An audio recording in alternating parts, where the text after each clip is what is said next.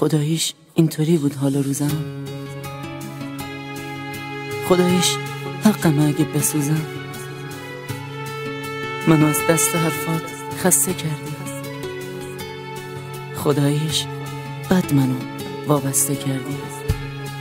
آخه تو مشکلم رو میدونستی، خداییش تو میخواستی میتونستی. جواب مهربونیمو ندادی، نگو نه قدرمو نمیدونستی.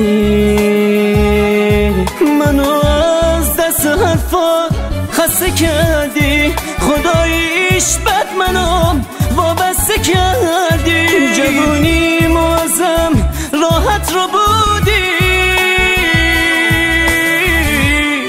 خداییشون که میگفتی نبودی. انصافا تو رفاقت کم گذاشتی، من عاشق رو اصلا دوست نداشتی.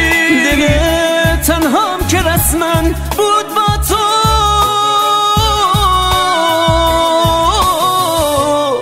خداییش مشکل از من بود یا تو.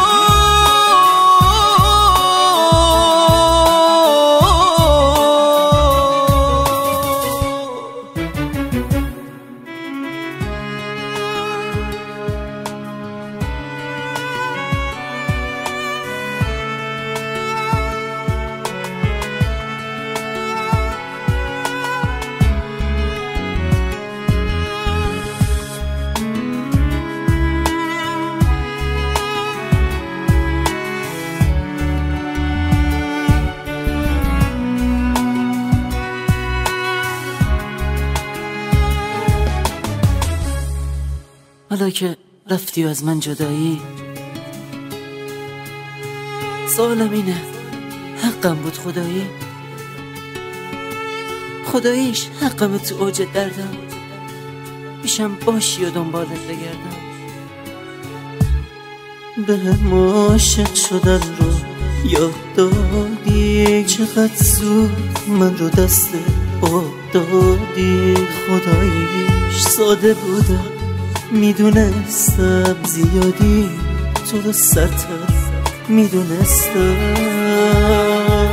منو از دست حرفات خسته کردی، خداییش بد منو وابسته کردی. جوونیمو ازم راحت رو بودی،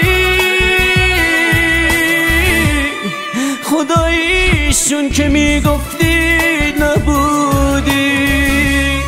انصافا تو رفاقت کم گذاشتی، من عاشق رو اصلا دوست نداشتی. دل تنهام که رسما بود با تو،